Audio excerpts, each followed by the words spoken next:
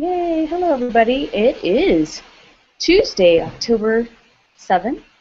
It is our final hangout for Adventure 4, Week 5. Remember, we originally had 5 adventures, but then Week 2 became a 2-week, Adventure 2 became a 2-week experience. So we cut out Adventure 5, collapsed a little bit of that into Adventure 4, and we are now in our last adventure, our last week, and our last hangout. So it's gone by pretty quickly.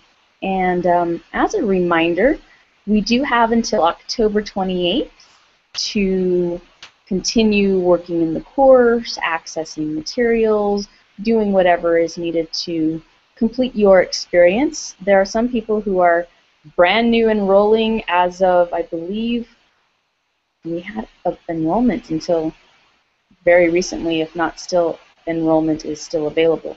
So we could see brand new people showing up, and I have definitely seen that happen.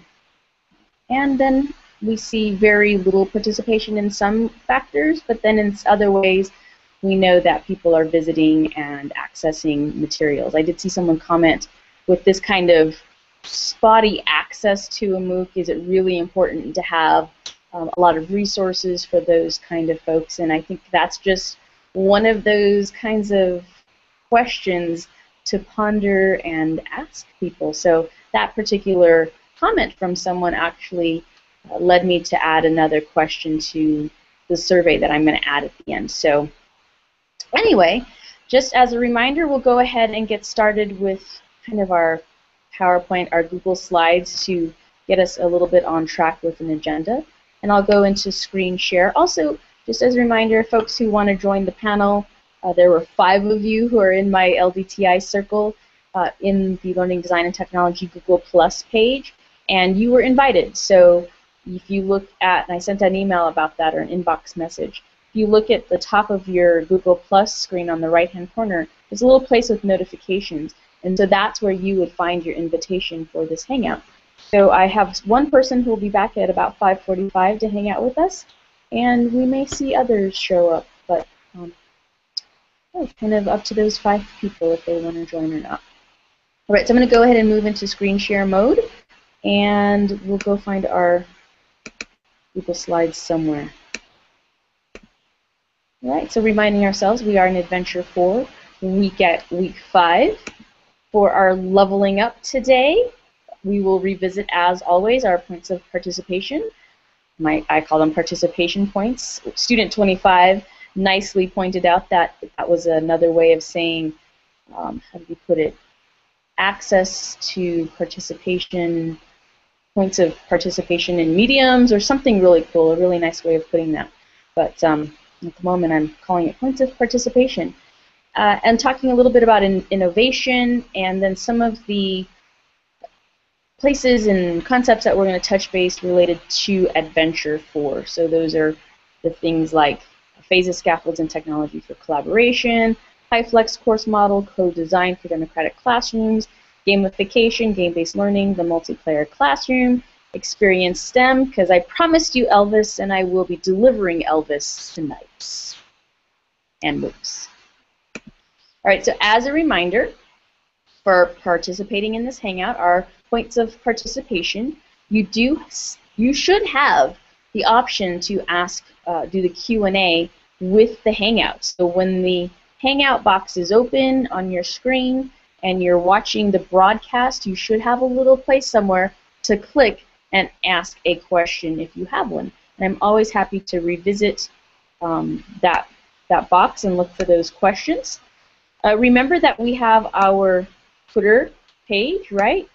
The search page for hashtag LDTIMOLO, and that we can definitely add questions or comments about what's going on there. And we also have the back channel conversations on the Google Hangout page itself, or I just remembered today to go check the Facebook page. We also have a Facebook page if you wanted to participate in that manner. And then also that chat, and say hello here again. Hello. And Trudy and Richard, if you were in that email that I sent out as being one of the 5 people that are part of my Google Plus page, and let me just show you what that looks like. In my Google Plus page, when I go there, sing the Jeopardy song, because it's going to take a moment to load. But on that page, it tells me who are the people that told me they wanted to join and that I was able to find. And if we go to the About page, these are the people that are in my LDTI circle. And that was Casper, Nicole, Bill, Tom, and Trudy. So Trudy, it looks like you're in that group. Make sure that. So when I started the Hangout, I was able to add those 5 people to the Hangout. So Trudy, you should have an invitation in the upper right of your screen with that little bell that invites you into the panel. So this would be an opportunity for you to join us in the panel, and I'm happy to keep an eye out for you in the panel area. That means that you would be able to actually talk to the group. I'm going to close down that page because it's going into a funny little loop, and go back to our slides for today.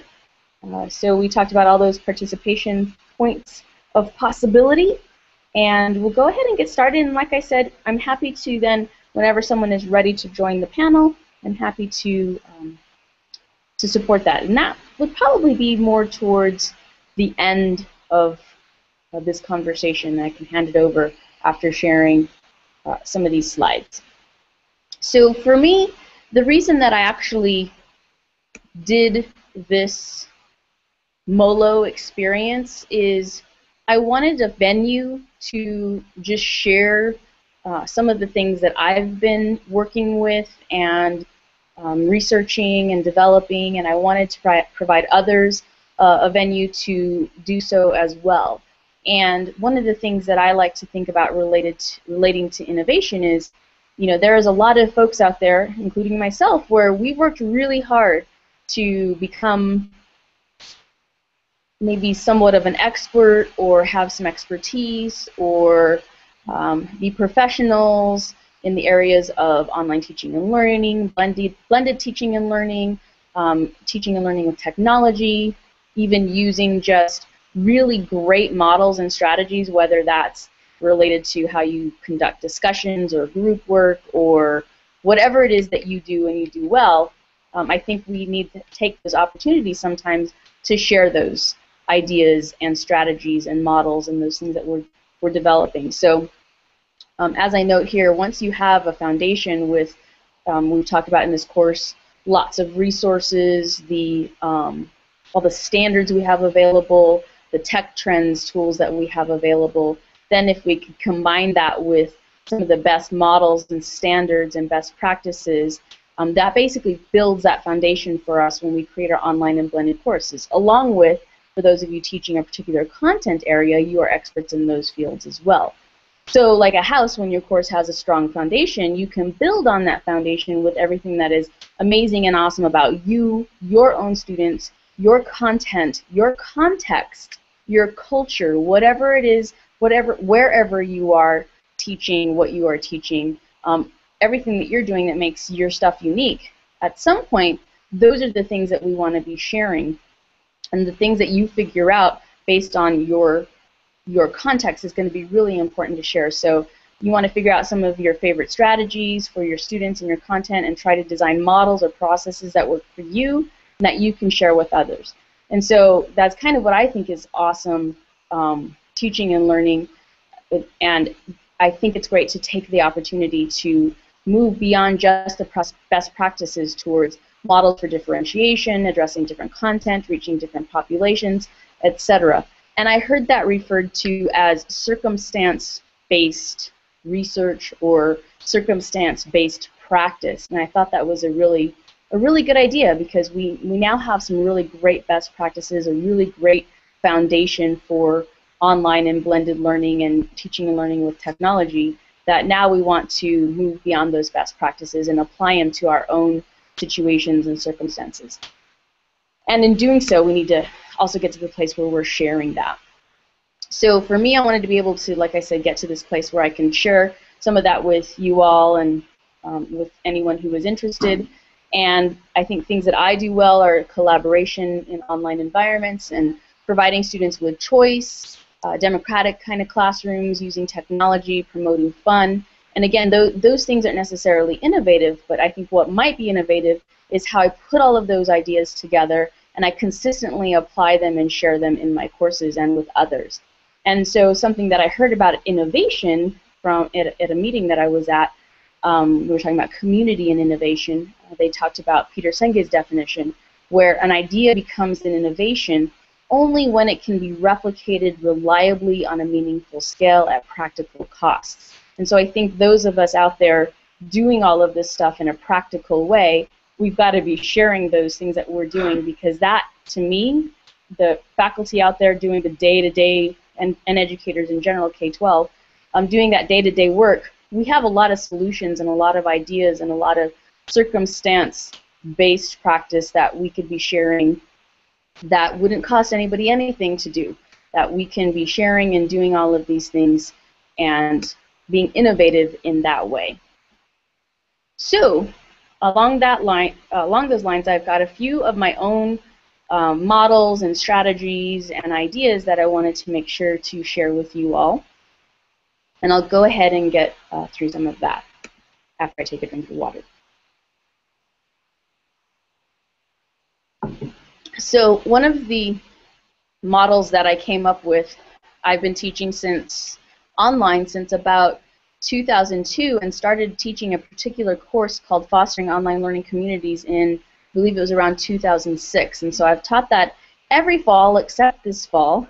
And one of the goals of that course was to teach people how to teach collaboration. And so in order to teach folks how to teach collaboration, you probably should make them collaborate themselves. So I had to actually foster those collaborative group work projects, and it was definitely challenging. And I don't know if we've talked about it in this class, but I talk about this a lot, where online teaching and learning, I mean, group work is challenging in face-to-face classes, but it gets more so when you go online with those activities. And so because of the challenges, and we had plenty of them in our first couple of years, I had lots of recommendations from students and a lot of feedback, and did things over and over again, and kind of came up with a bit of a model based on a 16-week course, although I've actually applied this model to a 7-day workshop. But it's really nice to be able to do this in a 16-week course and spread it out that way. But I broke it up into phases and scaffolds for technology and collaboration, and I got the phases concept from, trying to remember the name, Donaldson and Conrad and Donaldson's phases of one of their phases models. And for more, let me just show you where you can go. For more about this particular concept in our course, I uploaded in Adventure 4 in the, let's see where it is, in the online models area, a set of slides called the PST model slides, and it has a lot more information about this particular model that I have designed. And so I based it on Gilly Salmon's model, and Anderson and Conrad and Donaldson. Sorry, my brain is fried today. So, so based on those models, I came up with my own 4 phases model. Phase 1, commencing with group work. Phase 2, practicing group work. Phase 3, conducting group work. And Phase 4, celebrating group work. And that can be done, like I said, across a 16-week course, across an 8-week course, and I've even, like I said, done it across a 7-day, 1-week course. But Phase 1, there are these recommended student activities and the technology and scaffold examples that I use for every time that I engage in this process. And then you can also see the instructor roles on in that one column, and how those change for the different phases. But in the first phase, which is usually weeks 1 and 2, We engage in course introduction and or orientation activities, and you kind of saw that in our MOLO as well. I applied this to our MOLO as well. And so you engage in course introduction and orientation activities using learning management system and maybe something like Adobe Connect, or in our case, Google Hangout. And then develop basic student technology toolkits with mini technology tutorials. We did that in Adventure 1 as well.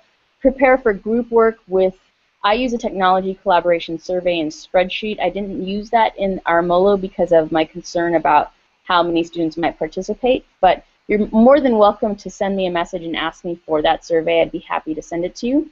It's also a part of some of the documentation that I've provided for you. Then form groups. They use a learning management group sign-up process, or in our case, we used a Google Doc. And then review group work resources, so there's that group work guide. And then practice group work communications and tools, and they use small group collaboration tools such as Skype and Google Docs. And then for phase 2, practicing, you practice the group work communications and tools with small group collaboration tools again. Complete a group work form or contract. And with that, there's a group work form template, and so you all use that in Adventure 2. And then complete a fun, low-risk collaborative group activity, and you all did that in Adventure 2 as well. And again, there was a template worksheet provided with that. So I applied those phases and scaffolds in our MOLO, as you'll probably notice. And then in phase 3, conducting group work, where the learners work on the group projects, they submit the group artifacts or progress reports. They might attend online class meetings or review recordings to discuss relevant topics, group work, questions and answers, etc. And then in phase 4, celebrating group work, where you turn in the final products, practice group presentations, maybe present the group projects in an online class meeting, and you have the learning management system, those small group collaboration tools, and maybe the class web conferencing tool. So again, this is for basic online courses, but it can be applied in a variety of settings, like I said, from a 1-week course to an 8-week course to a full-blown 16-week course.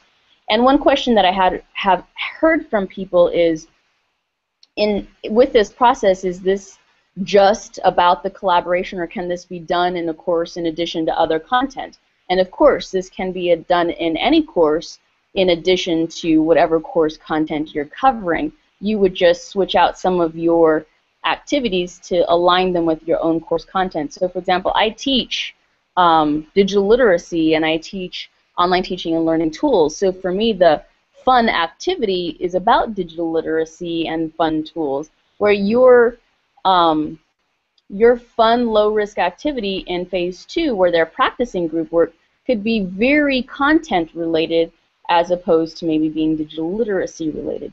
Although I think the Twitter Top 5 could be multiple purposes. It can be content-related, it can be digital literacy-related, and it can be collaboration tools-related and collaboration skills-related, because in that Twitter Top 5 activity, you can switch out the content of the people that they're following to the, I used learning design and technology people, that you follow those kinds of folks and those kinds of hashtags, but in your content area, you would, if you're teaching math, you would have people follow math hashtags or math educators or math organizations. So you can tweak those digital literacy activities that we did to be very content oriented instead of EDLT, I call it, educational learning design and technology oriented. So this phases and scaffold is relevant for technology classes, but it can be relevant to any type of content being taught. So I'm going to take a moment, see if I see any questions and answers. Oh, question, Richard. What were the biggest challenges when you were teaching collaborative learning online? Well, I can tell you all of these strategies were created to address those challenges. So one big challenge that we've had and that my students had in these courses was finding time to meet. So synchronous times to meet, or figuring out how to meet online, whether that's synchronous or asynchronous, just how to get the job done. And so for those situations, Google Docs is a huge solution for group work and teaching students how to use those Google Docs and getting them used to using Google Docs. The other thing that was a solution for me was adding that technology collaboration survey and spreadsheet, because what I did there is I had students put their first name, last initial, and like I had you guys do in Google Docs, I had them note what kind of technology they had, what kind of leader, not leader, group skills they had. Were you more a leader? Were you more a researcher? Were you a note taker kind of person? And then the key question was, what times of availability do you have? And then with Google Forms, you have the ability to access and share the spreadsheet. So I'd have them take the survey with the form, and then I'd share with them the spreadsheet. And by looking at that spreadsheet, I told them, now go look and see who has compatible times of availability, and those are the people that you want to form a group with, because those are the people you're going to be able to find a complementary time to get some synchronous work done. Because to be honest, to efficiently and effectively get group work done, it's really helpful to be able to find some places and some times to meet synchronously.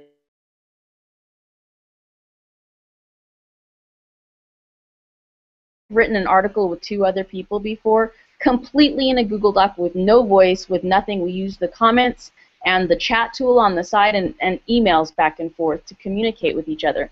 But with my students and my own group projects that I've been a part of, having that, for us, we use Skype and Google Docs. Having Skype and Google Docs as part of our process and finding times where we could meet synchronously was hugely helpful. And I found that with my students, that has been really important and helpful as well. So that combination of that survey and spreadsheet and Google Docs and Skype has been a key set of information and tools and setup that really took care of a lot of those challenges. And I think that's the biggest one is that. The other thing is, I would say, talking to students about your expectations for group work. And I have a particular set of conversations that I have with my students about that. We talked about it ourselves in this MOLO, the one where there's no such thing as 100% participation by every group member. It's really important. And also just what my expectations, and also just noting to people, if you are doing group work with your students, make sure that they know what your expectations are. And so I let my students know my expectations is that you fully participate in the process and support each other and treat each other, go after people who are missing in action, and have compassion for each other. And that conversation that we had, I think it was in probably in week 2 or 3, just about, you know, making sure that you knew what my expectations were, and then making sure your students know what your expectations are. So yes, I want an end product, and usually that end product turns out really awesome if you can get that process taken care of and really make sure that students understand that that process is so important, and just caring for each other and hunting each other down and respecting where people are at and finding out strengths and weaknesses. And then third was a recommendation to me from one of the learners, and that was have the low-risk activity before the high-risk activity. So in that phase 2, where we're practicing group work, have that fun. It's not a lot of points. We called it low-risk activity. And they had the opportunity in a fun way to learn about each other's strengths and weaknesses, to learn about collaboration skills and how to get things done, and learn the technology and play with the technology, the Google Docs and the Skype, play with the schedules and figure out what schedules were working best and what strategies were working best. So doing that in a practice activity with low risk and not a bunch of points before attempting a big project. So one of my students, I was doing that as a kind of a practice thing, and it was for no credit. It was a extra credit kind of thing. And they're like, you really should add this as part of the process and make it for credit. So that was really important. And one more thing, now that you got me on this, the templates I think are really important. The group work form template, where instead of saying create a group work contract, I give you the contract to fill out. Instead of saying go learn about Twitter and everything you can find out about it, I give a template worksheet for that.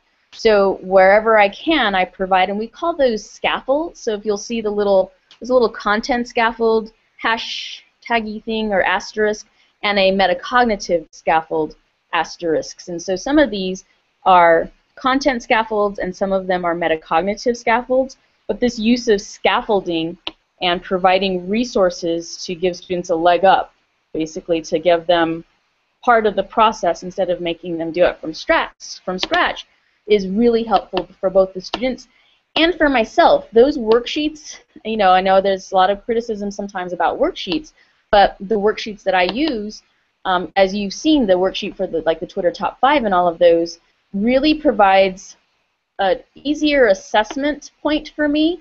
So instead of having for Twitter, especially I'm not going to go and do a hashtag search because not everything shows up in those hashtag searches, and I'm not going to go find every student's posts because they could be posting about many things.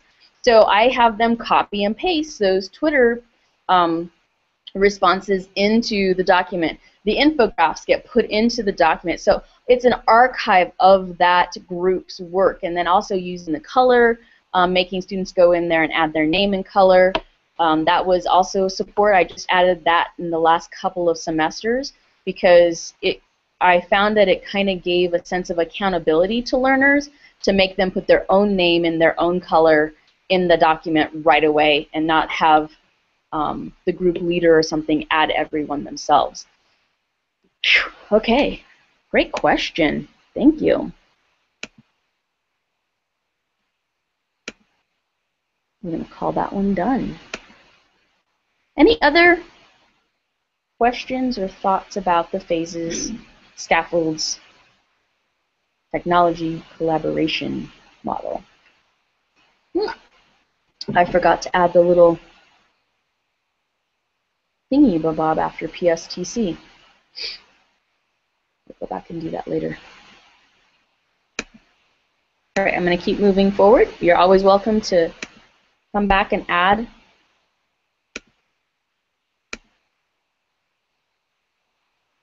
All right, so another area that I share with folks is my recent, I would call this probably the last 2 years, year and a half that I've been doing HiFlex course design. And so probably at the beginning of last year, I think, this is 2014, so sometime around 2012, 2013, I had a student come to me, and you can see this in the notes, that, and he was from Turkey, and he said, I really want to take your classes, Dr. Parra, but you are only teaching online classes, and my country doesn't allow me to take online classes. And come to find out, I actually have a group of international students who aren't allowed to take online classes. So I started teaching some of my classes in HiFlex. So HiFlex basically means that it's hybrid, both blended, both online and face-to-face, which is also a definition for blended, but it's also flexible. So the hybrid and flexible HiFlex, right? So at any given week, a student could attend either online or face-to-face. And so, for example, the first semester that I did this, I had, like I said, the students from my international students. So I offered it as a face-to-face class, but I let everyone know. I had students say, well, I really need the online version. Can I still take it? And I was, yeah, let's go ahead and figure that out. And so I had students attending online in Adobe Connect, which is kind of like this Google Hangout concept, but a little bit more flexible, a little bit more features. And so they were able to attend, like someone got sick, they were able to attend the online version.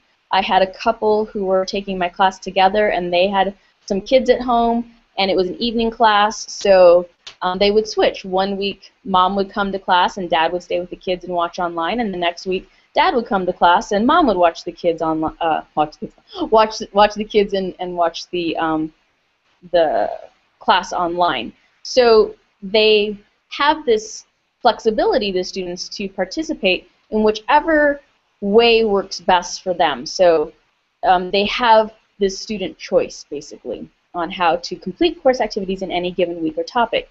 So one of the things, though, is that with my newest version of HiFlex, it's maybe not quite so flexible because my students actually, I'm trying to follow university policy. So if a student needs to take this class online, they take the online version, which we call M70, and if a student needs to take it face-to-face, they then take the M01, the face-to-face version. So they actually sign up and they have the choice and how they register for this course because I'm delivering it both face-to-face and online. So if I have a student who says they want the course online, then pretty much they're going to take it online. And then if I have the students who are signing up for face-to-face, they're going to pretty much take it mostly face-to-face. There is some flexibility, but I do ask my students who sign up face-to-face to join me face-to-face so that I'm not sitting here by myself in a classroom every week talking to myself. And also, I actually am going to meet with someone tomorrow to find out a little bit more about, is there anything that I need to make sure that I'm doing for that face-to-face, formally noted face-to-face version of the class? Should I be meeting certain amount of weeks? Is there like a policy for that? And if there isn't, they probably need to create one. So the student choice is really big in HiFlex. The other thing is trying to figure out equivalency, and that for me is probably the hardest part, and that is, for example, they say providing equivalent learning activities in all participation modes. The one area that I find challenging is the actual class meeting. So in a class meeting, I have the face-to-face people sitting here with me, and I have the online people attending online. But that can be a little bit challenging. For example, the online students are at a bit of a disadvantage to the face-to-face students because if someone in the class says something in the back, the online people don't necessarily hear that, and so they're a little bit lost sometimes, the online students. So it's not a perfect solution, but I still find students appreciate it. So one of the things that I do for that is I say, okay, well, maybe if we're going to meet, we get to a place where we might actually not meet every week, where there's a lot more online work and online group work, and so students are working more online, so we might not meet every week. So if we get to a point where we're meeting twice a month, one time we'll meet face-to-face, and one time we'll meet purely online in our Adobe Connect room. And once we are all together online in the Adobe Connect room, everyone's definitely experiencing an equivalent learning opportunity. So I think equivalency is probably where I have the most challenge. Reusability, you're able to utilize artifacts from learning activities in each participation mode as learning objects for all students.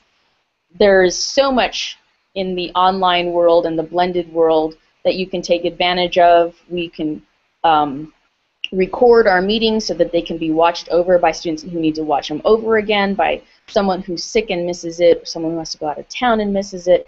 They can always watch the recording. The other thing is that when you're working in discussion forums, for example, and you may have experienced this a little bit in our MOLO experience, is that when you share things and you have students share things and share their work with each other, you have different models of how to look at something and different ideas of how something is experienced. And so we call that I call that online learning and knowledge building community, and that knowledge building is huge. And in some of my classes, that knowledge building component is a key factor for success, and the ability to utilize the learning artifacts from the learners and myself for everyone, whether they're online or face-to-face, is really, really powerful. So reusability is a pretty nice concept there. And accessibility. You want to make sure that you equip students with technology skills and access to all participation modes. So along with equivalency, accessibility can be challenging related to, for example, that synchronous meeting. But HiFlex course design is something that I'm still working on. We're technically doing HiFlex right now because at the moment I have three students face-to-face, And I have some people watching, and I have a lot of people actually watching the recording.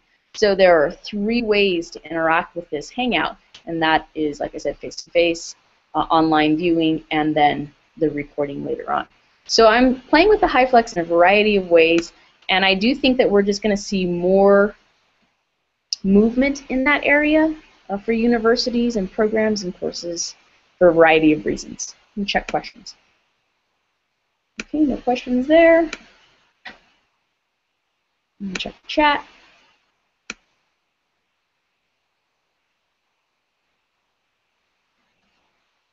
Yes, Skype and Google Docs.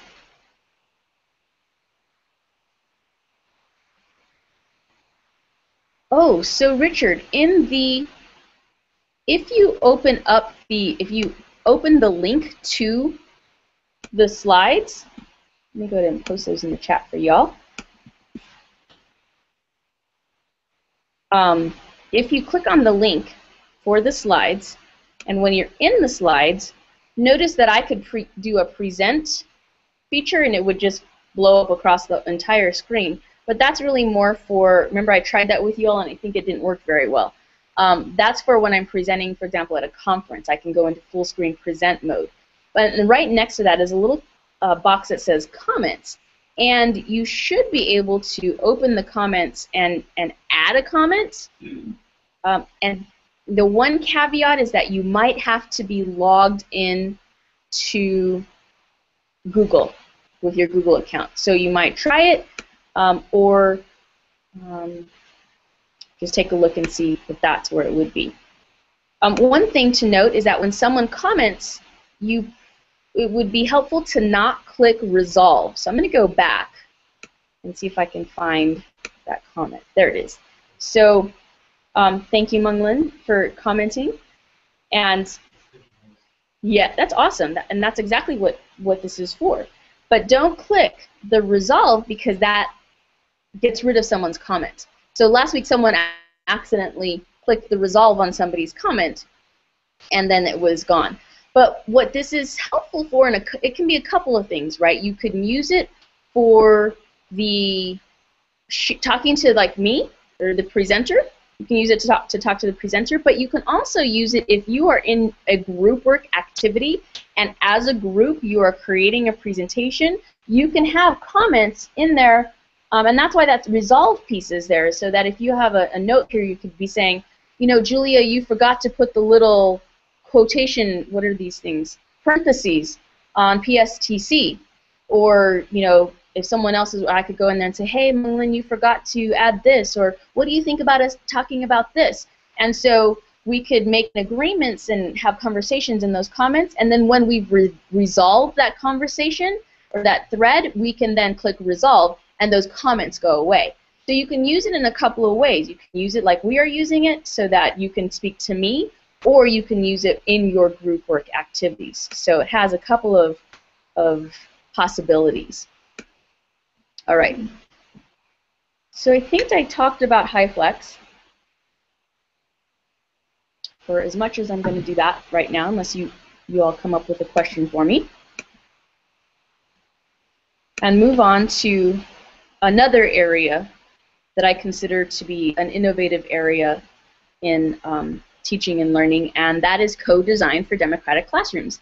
And I do a little bit of this anyway with the, I give a lot of choice in my courses. So I give people choices on how they do their reflections or how they do an activity. I give people choices on the topics they might want to cover or the projects they might want to do. So I provide a lot of choice. But I had a student come to me and say, you know, Dr. Para, if we really want to take this to as far as we can take it and really create a democratic classroom environment, I'd love to see you do co-design with your students and sharing power with your students. So she was doing her dissertation on this, and I agreed to go ahead and do this. And the first semester is what she did her dissertation on, and you could go read more about this in her dissertation if you wanted to. And she came up with 5 strategies that she felt that I used to involve students in designing the course curriculum. And she said that these strategies were: 1, articulating the rationale of student involvement in curriculum design; 2, predetermining a set of procedures; 3, brainstorming in small groups. 4, negotiating as a whole class. And 5, facilitating and guiding throughout the entire process. And I meant to have this open, but let's go ahead and see if I can get it quickly. No, that's not what I want. But I was going to show you kind of what that actually looks like in practice.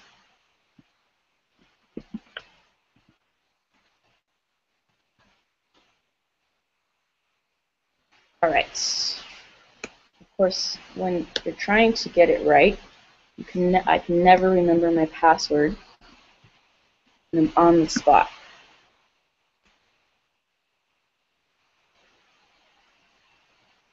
Okay, so I'm going to go find it real quick.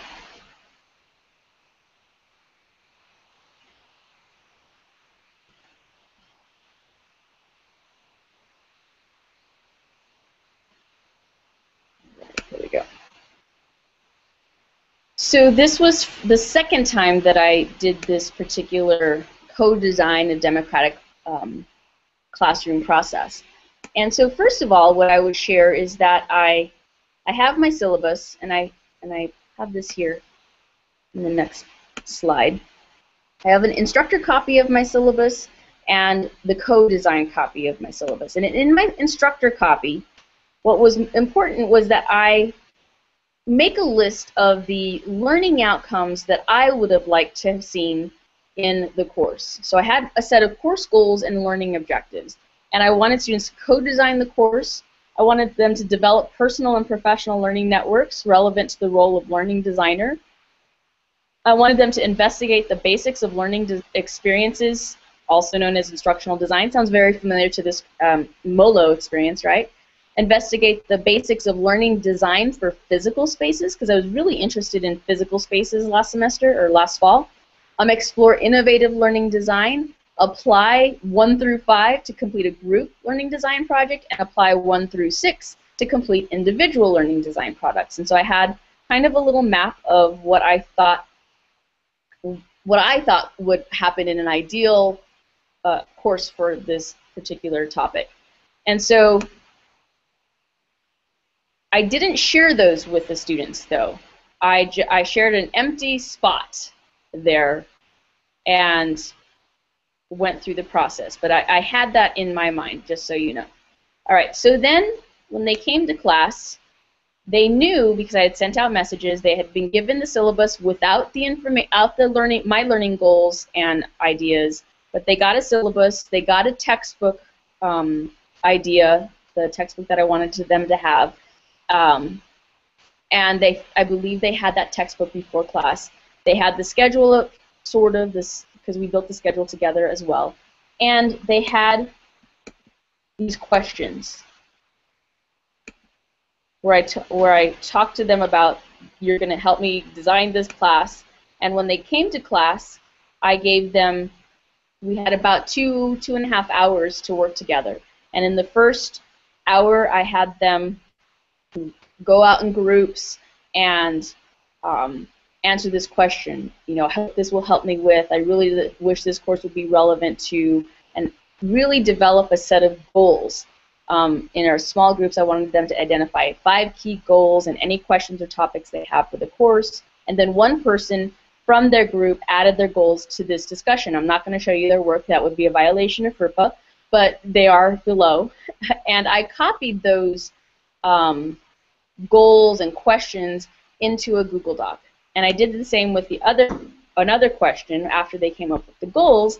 And I said, okay, now based on this set of goals that you came up with, what activities and assessments will help us achieve those goals? But before I got there, let me note that with that set of goals, I did what I call collapsing the data. And I added my set of goals as headers and put because they basically came up with things that basically filled what I wanted them to do.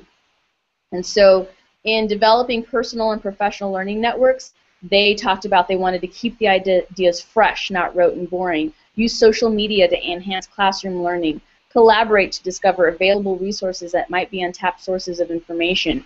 They even pulled in PLN because I had in the course, before we had this class, I had a placeholder for a possible personal learning network activity. I didn't say we were going to do that. I just had it there, so they kind of had it in their minds that I was thinking about personal learning networks, so they added my thinking to this, which was kind of fun. And then complete an activity which increases our level of comfort for implementing technology into the classroom, teach about tech tools and then use the tech tool, have individuals choose a new tech tool to present to the group.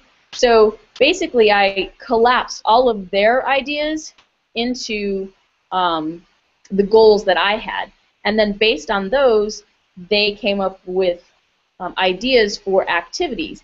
And I took those ideas for activities and created then the course for them. I always do the preparing to collaborate, so that was my contribution.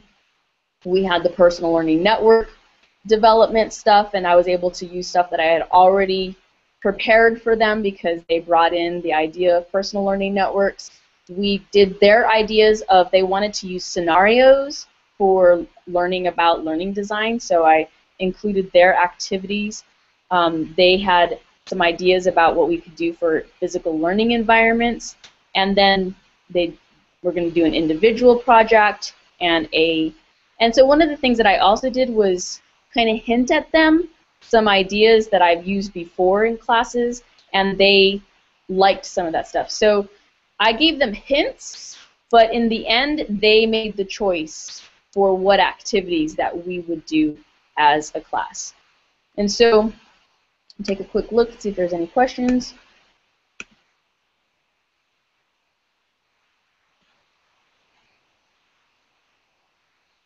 Okay.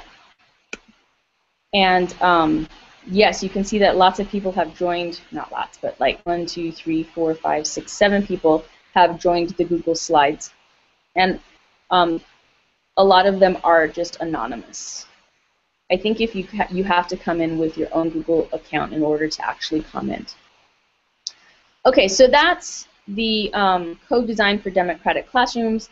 I use it sparingly because it is very time-consuming, and it's mentally time-consuming. It's kind of stressful to go into a course without. I'm a little bit of a control freak. I'm not going to lie. I like to have a fully developed course. I might have a few things missing here and there, but I like to have most of it set up and ready to go for the semester. And because I'm so used to working with online and blended courses, that I always have an online course prepared. So coming in with just some ideas was a little bit stressful to me, but I really got a lot of good feedback from students about it. They were really invested.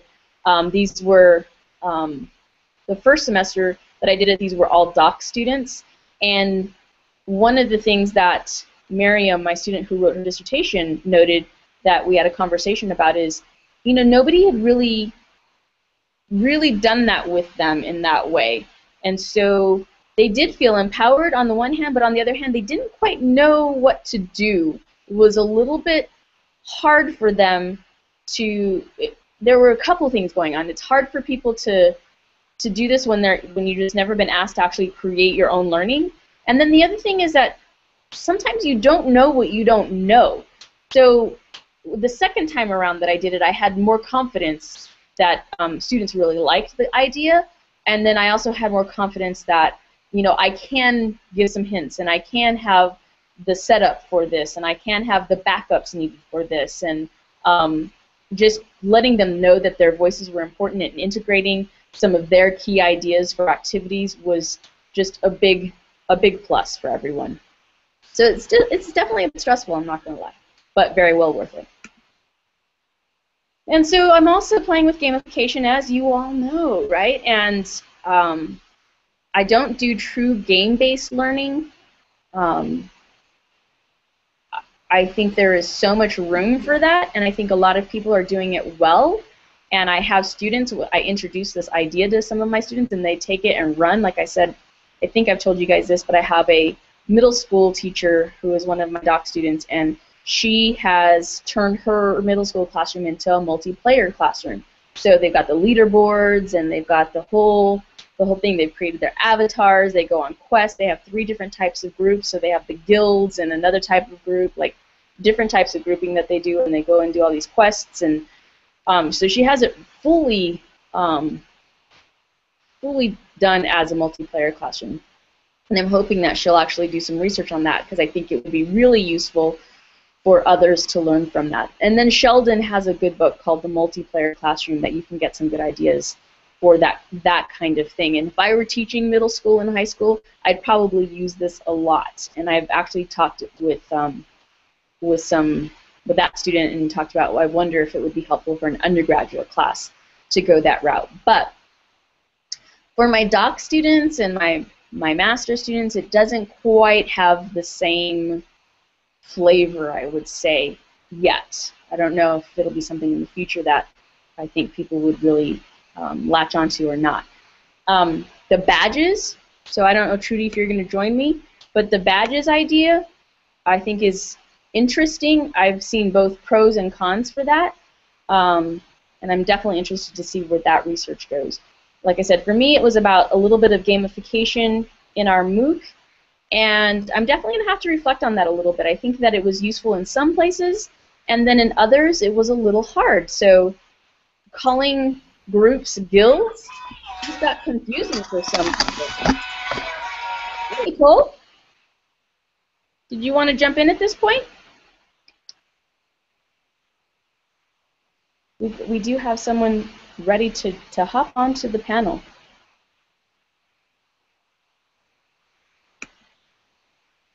And so anyway, I will definitely be reflecting on the gamification situation and maybe asking for your feedback soon and what your thoughts about that were. I also gamified the intro post a little bit, so that will be interesting to further reflect.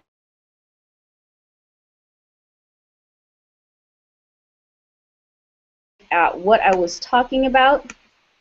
I went to an Experience STEM conference in the summer, and it was awesome. The idea was awesome. And so I've shared with you the program for that. We had Les Stroud as our keynote speaker, the Survivor Man. I don't know if any of you have heard of Les Stroud. He does one of the first, what do we call them? Asking for your feedback soon and what your thoughts about that were. I also gamified the intro post a little bit, so that would be interesting. I'm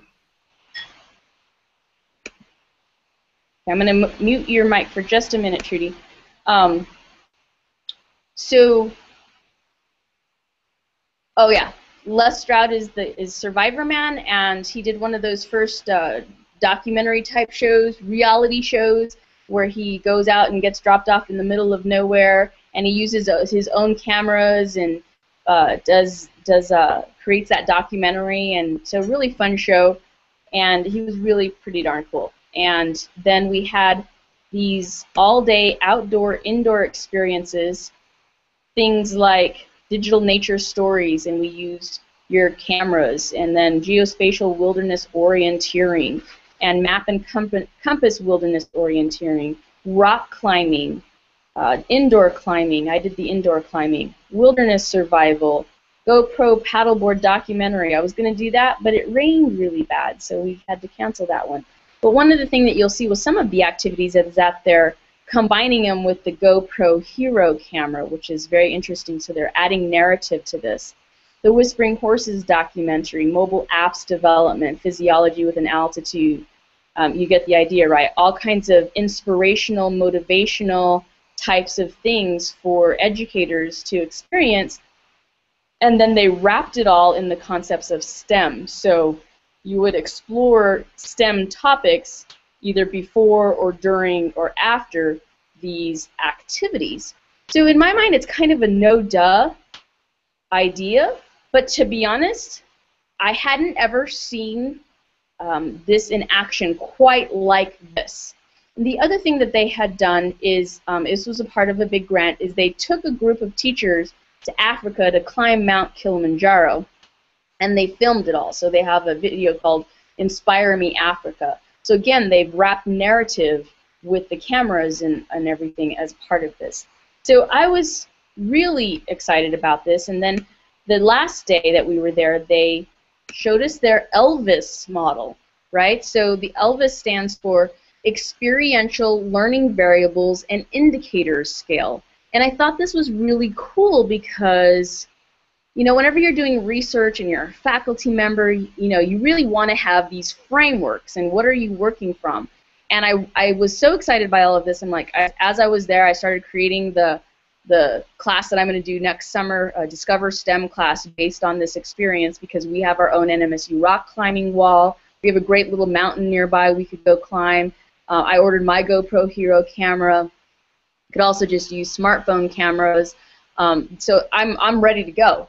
But one of the things that they did was they added this Elvis framework, which I thought this was fantastic, so that we could be adding an element of research to this. And I also envision maybe someday working with the games lab and doing something with this related to some kind of app or something where you can adjust these variables.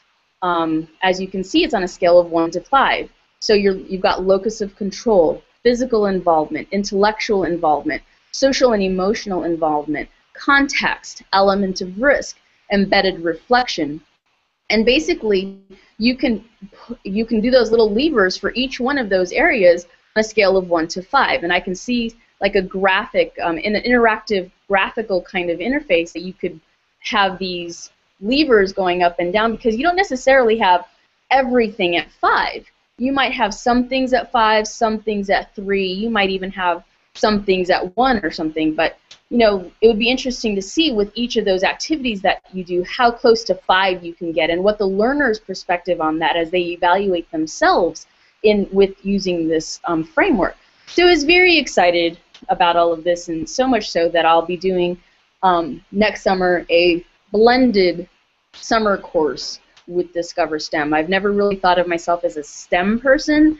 You know, here now we have to be highly qualified, and there's a lot of intimidation in some ways and fear around teaching and learning STEM. In fact, one of the conference workshops that I went to was a researcher who researched his students, and at the beginning he gave them an assessment, and at the end he gave them an assessment, and they left more intimidated or more unhappy or more fearful of STEM and the content that he was teaching than when they entered. So they had a more negative attitude towards science leaving the class than they did when they entered the class. And he was very worried and concerned about that, because he feels like he's a pretty decent teacher of sciences, and so he has a concern that the way that we're teaching science in the STEM fields is creating a problem.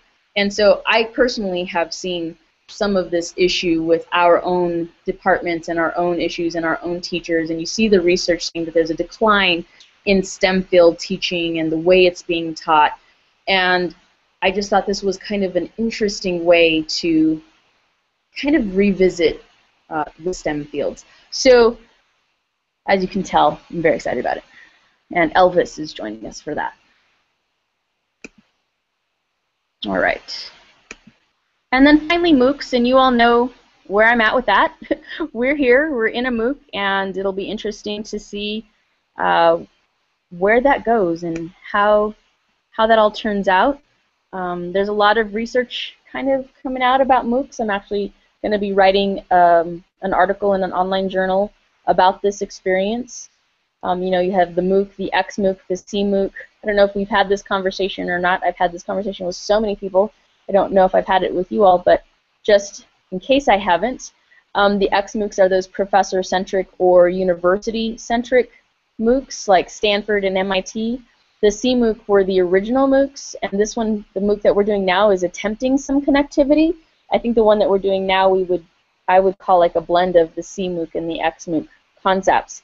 The CMOOCs were originally done by folks like Simons and Downs and Alec Kouros, and they used wikis and Google groups and social networks, and it was very much, the open piece was really important. And I think that whole, where we say massive open online course, and why, remember I told you I'm calling ours a MOLO, because we're behind username and password, we're in the learning management system, and I don't consider that process being open. Also, when you require a book, a textbook that people have to buy, that's not open. When you're providing resources that are not free and completely available for use, the Creative Commons BY, the CC BY. If you're not using that, you're not technically fully open. So I can't say that this particular experience is 100% open, because there are a couple of resources that I've provided to you in this particular adventure that aren't 100% open. And again, we're behind username and password, so we can't, in my mind, we can't technically call it a MOOC. But for all other purposes and for research purposes, we can call it a MOOC because it's considered a bit of an XMOOC. And then, of course, there's Luke, Little Open Online Course, SPOC, Small Private Online Classes, LeMOOC, Limited Enrollment MOOC, iMOOC, Internal MOOC.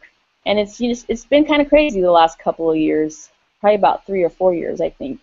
You would see that things were awesome and amazing with that artificial intelligence MOOC that came out from Stanford, I believe. Sebastian Thrun, I think, was involved with that.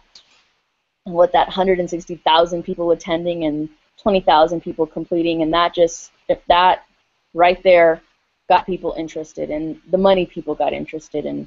And that's where I kind of go back to that innovation situation, which I think is a bit of a problem.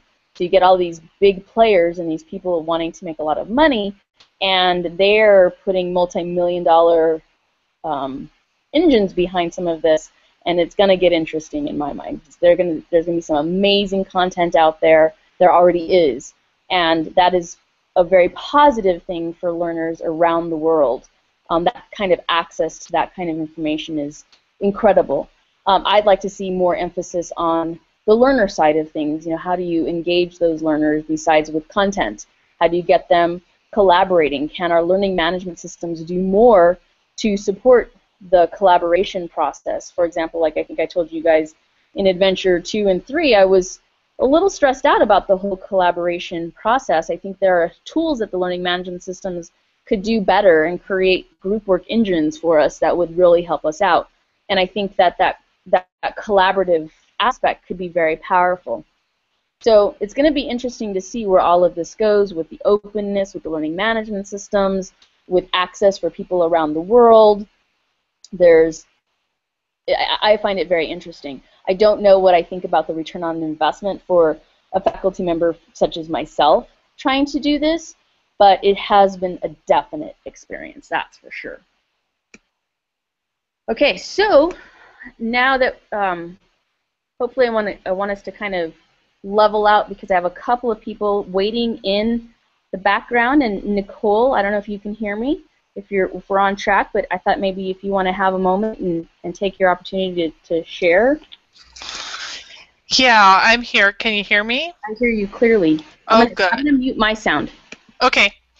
So, my name's Nicole Olsen-Dill. I actually work with Julia in the NMSU system. I'm, however, on another campus. I'm at NMSU Carlsbad. Currently, I teach undergraduate courses as an adjunct, and in my online courses, I am experimenting with digital badging for my online students. And so I was going to share what I'm doing. We also are using Canvas at NMSU, and I'm going to actually show my course to share what we are actually doing here. So hang on one second.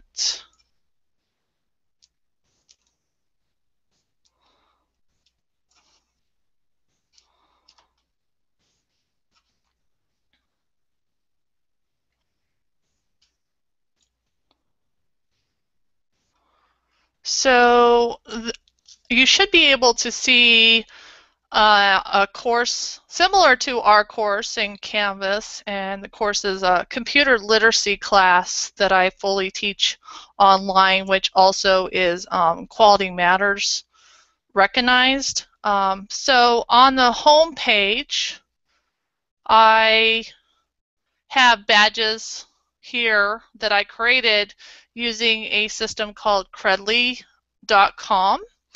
And I chose Credly because it was the easiest digital badging system where I could bring in my own icons to So like the icon for Canvas is actually a icon that Canvas provides, and so forth. And what I've been doing with it is each week I change out our home page as I'm going through the course, and I display the digital badges that students can earn for each of the units. Now, how I've done that is I provided a Start Here document that is embedded into the course, and I tell them on each of the pages how the badge, the criteria for the badge. So for this particular badge, all they have to do is watch the course navigation video and pass a course navigation quiz. There's a total of 16 badges within the course, and I also take the time in my course to explain what a badge is and why there are badges in this course and what I'm using them for and how students can earn badges across the board. As for the criteria, I have that here as well. I actually created a Word document with the badges and put the criteria as to how they can earn them across the course. And I've now done this twice. I'm doing it in another class right now that I'm teaching right now, and this course is coming up in less than 2 weeks where I'm going to implement it again. So it's actually a new concept. I'm trying it out to see whether or not students are not like it in undergraduate courses as another way to recognize them achieving the learning outcomes in the course. So I think that's all that I have for now. And here's Credly as well if you wanted to experiment. It's very easy. It's a free account. Nicole, I have a question. This is Julia. That's really awesome. Thank you for sharing. Would you tell me, can you tell me, how does a student know that they've achieved a badge? Is it assigned to them somehow? Does it go into their profile? How does that look? Okay, so currently Credly, it will interface with Mozilla Backpack. So if you set up your account and you have Mozilla Backpack, you can have them go into the backpack. What I've been doing individually is I go in and I individually assign them the credit, and I give them the justification as to why they earned it. So they receive an email at their NMSU account is what we're using, and they go in and then they can either share it on Facebook, Twitter, on a website, however they want to share it, as long as the badge does not expire.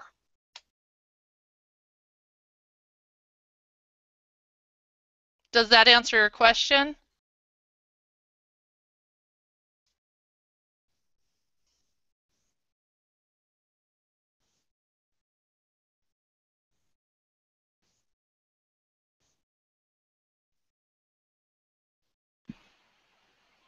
I had to unmute. Yes. Yeah.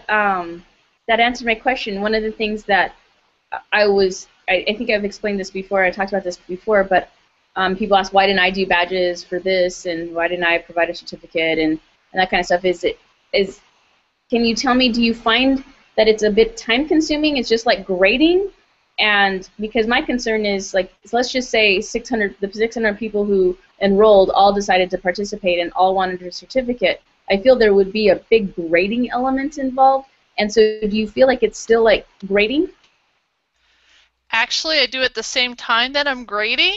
I do my grading first, and then I award the badges, and it is time-consuming.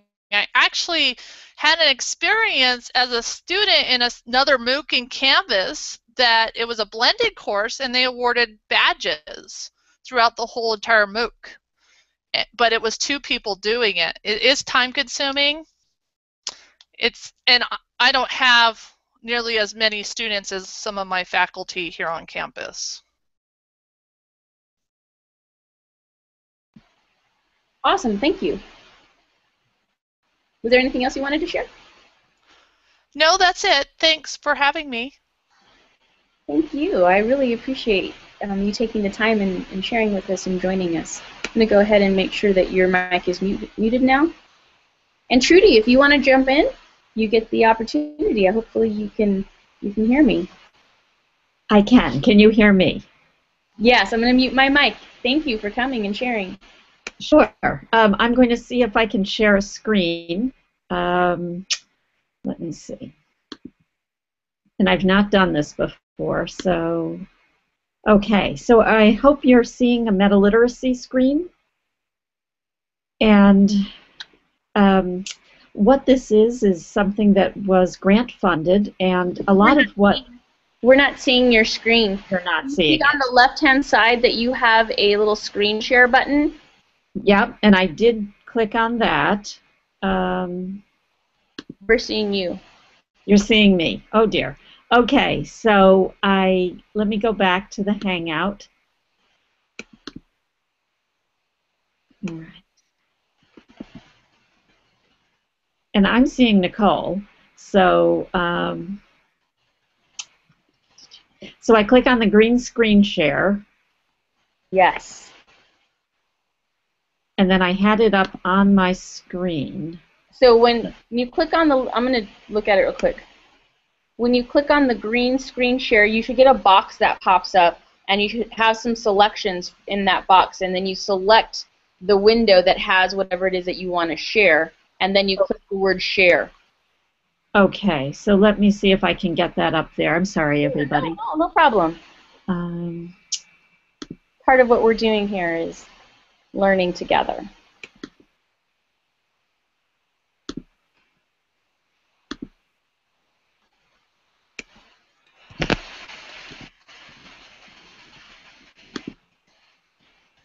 Okay, so if I don't see it in that window,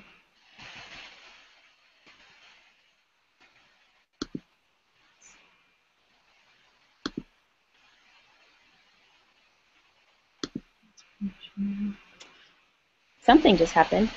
okay. You went dark. There it is.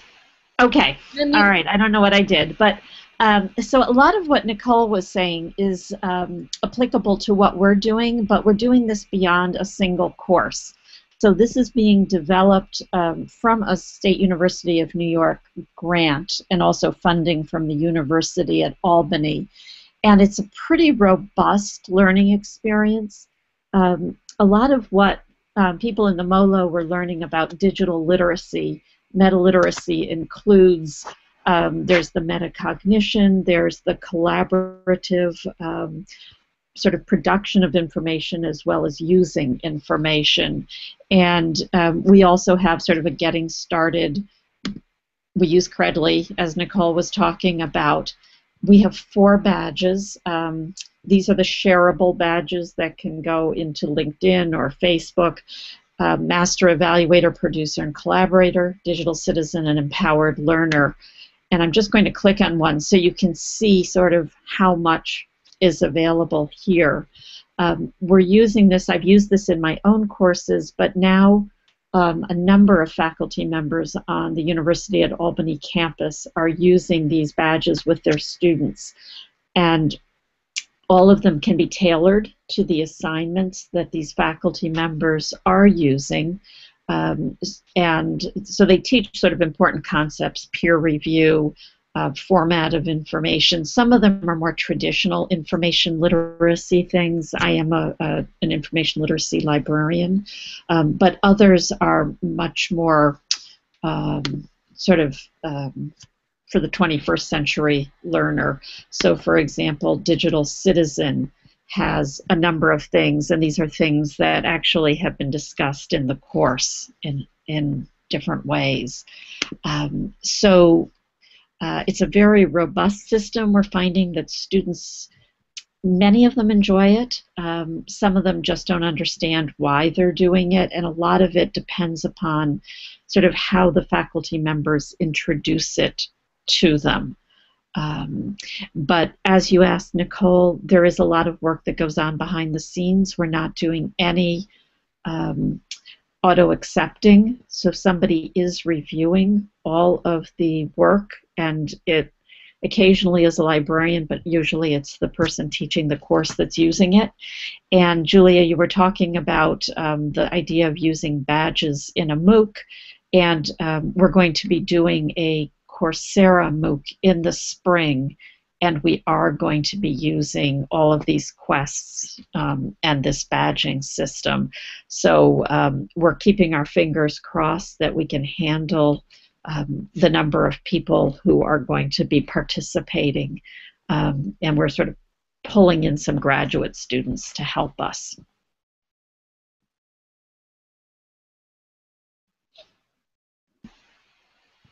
Trudy, thank you so much for sharing. Sure. And if I could just have one more second, I just wanted to show, you were talking about connectivist MOOCs before, and we did do one last fall. If anybody's still up and available, if anybody's interested or wants to see how a connectivist MOOC works, is this metaliteracy.cdlprojects.com, and all the material is still available there. Thank you. I'll be checking that out for sure.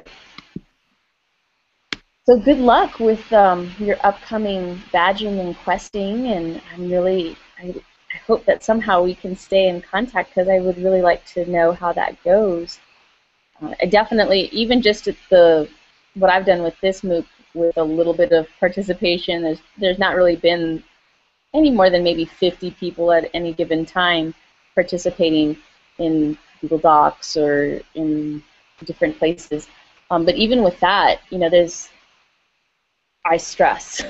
So, the Hangouts and everything, I've definitely felt a little stressed out about it, and would worry if I was actually, I'll be grading my own students who come back to me and bring their portfolios as part of a course that that they are part of here at New Mexico State.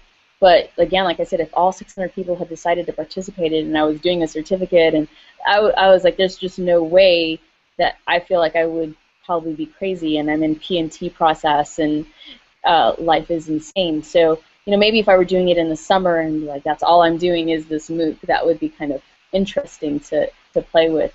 But I want to see how folks are doing over time this whole badging process, and if there are any people who have figured out maybe a good combination of, and I think, Nicole, you were talking maybe about some of this, a good combination of the kinds of activities that are self-graded, or you can see that a system can know that someone watched a video maybe from beginning to end and can maybe just automatically assign a badge that way, or a quiz can support an automatic badge assignment, and then maybe some things here and there that require a little bit more of an eye to make sure that someone actually accomplished something. And of course, then there's always that concern that people have, well, did that person actually do the work? And I don't see that as such a big issue in these kinds of areas, but if you're training to be a doctor or a nurse or something, there's these kind of high-risk situations, what does that look like there? Technology isn't usually such a high-risk situation, so it's more fun. Anyways, I think it's going to be a fun adventure and something to keep an eye on. As you all were noting, I think presentation is everything.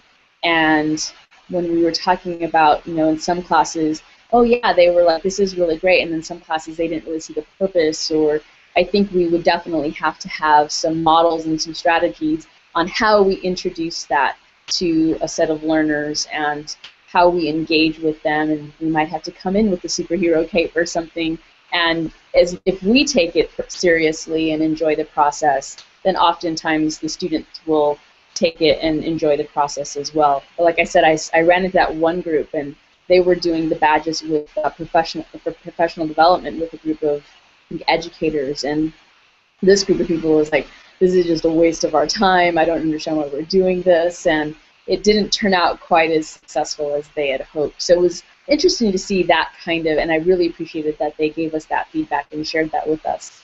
So good luck to everyone doing this, and I definitely want to try it out one of these days. I've tried it on a very low level, and I was working with a group of older faculty, and yeah, it didn't. And I'm kind of crazy, so I don't think it was presentation. They're like, yeah, you're crazy. So it'll be interesting. Any final comments from the panel?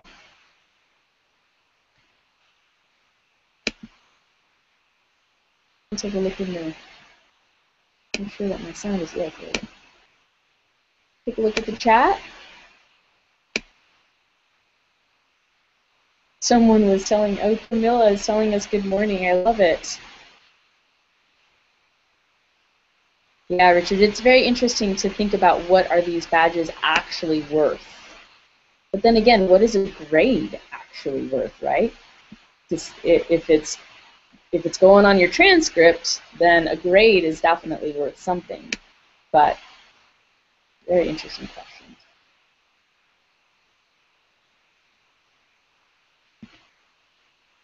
Yeah, there weren't any slides. People were just showing their screen. Hopefully you saw their screens. Among them, yes, interesting. For people who talk more, get higher badges.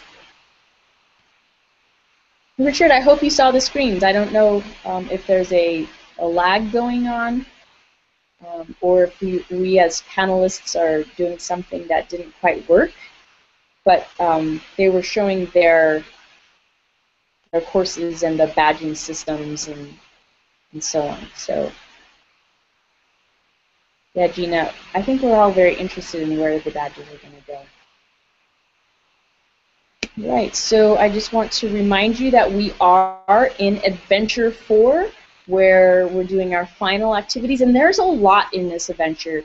One of the things that you might want to think about is you might want to pick one quest, something that you're really interested in, go and do that quest.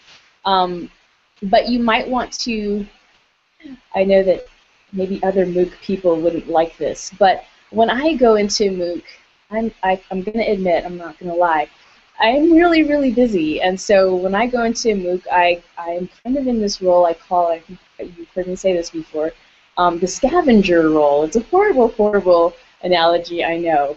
But I go in and I just take a look and see what's there, if there's anything new that I haven't heard of, and I might just kind of grab something and leave. And so I encourage you, if that is what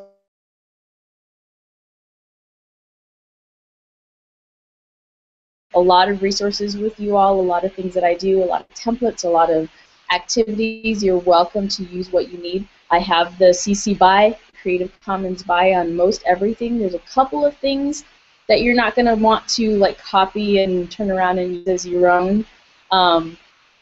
The collaboration tools PDF, the PSTC model PDF, and the LDTI Molo HiFlex PDF. The 7 things you should know about is from from EDUCAUSE. So there are some things in here that are resources that you wouldn't want to necessarily, that they're not covered by CC BY. But everything that I've done in here that is, for example, when you go into online models or the quests that you did in Adventure 2, all of this content is content that the instructions you're more than welcome to take with you. These templates you're more than welcome to use. So you might want to take some time before the course closes on the 28th to get the resources that you would like to use for your own purposes and take them with you. If you do decide to stick around and do activities with us, there is the opportunity to do the quests and just actually fill out a quest sheet. I'm going to go in later and see if anyone else has joined a group. Those of you who have joined a group, as of this morning, I had you in groups. I'll have to revisit that document and make sure that everyone's taken care of. The other thing is that I've provided an opportunity. So, for example, Nicole, if you had a chance, you could come in here and talk to us about, give us a bit about what you're doing with the badges and your course. And Trudy, you could do the same thing. My students can come in here and talk about the research ideas that they have or whatever works for you. And I'm calling it the LDTI mashup machine, an opportunity to take what you have learned from this MOLO and apply it to your own circumstances, your own circumstance-based practice of what you get out of this. And so, for example, where I'm at currently is the design of that blended course. So I'll take a little bit of time and add some stuff into the LDT mashup machine and share what I'm doing with that Discover STEM course. So again, that's just an opportunity to share what you where you're moving forward with the MOLO, and then if you want a reflection of our awesome adventures together, you know, thinking about where you started, you know, would your avatar superhero be different now, or would you have one when you didn't have one then, or do you still not think superheroes and avatars are a good idea? Some people just thought that was just not a good idea. You know, what are your takeaways? What will you do next? I'd love to know how the guilds and quests work for you. And I've been working with my students to think about how they share their portfolios with me and their reflections, and so that's why I have these ideas for reflections. If they want to blog, or if you want to blog, use curation tools that they learned about in Adventure 2, creating a multimedia presentation. So my students actually have to come back and share some of this, so they definitely need these resources. And then just a note that I will be, my students in this class have research projects, because this is an opportunity for them to ponder and research MOOCs. So I will next week post their questions in a discussion forum, and I do have the IRB for that, a classroom IRB. Their research will not be published unless they're doing autoethnographic research, and some of them are. And then I'm also in the IRB process hoping to get that passed, and so if my IRB goes through, I'll post a survey for you all as well, and hope that if you have time, you'll fill it out, or the inclination. That would be awesome. And so it may or may not fly. I'm hoping my IRB goes through. So that's really kind of it for me. I'm kind of sad to see this end. On the one hand, on the other hand, it's good to keep moving forward and think about, what am I going to do next? I don't know. Like I said, I could have had, each one of these adventures could have been its own MOLO or MOOC experience, and I also have the Discover STEM thing that I might turn into a MOOC MOLO experience. I don't know. Let's see. It depends on you guys. If you want more, maybe I'll be back. All right. So I'll keep an eye out for your questions online, for your groups and activities, and I hope you have a fantastic, fantastic Adventure 4, and look forward to seeing you sometime in the future. That's it for me. Thank you, panelists. I really appreciate you as well.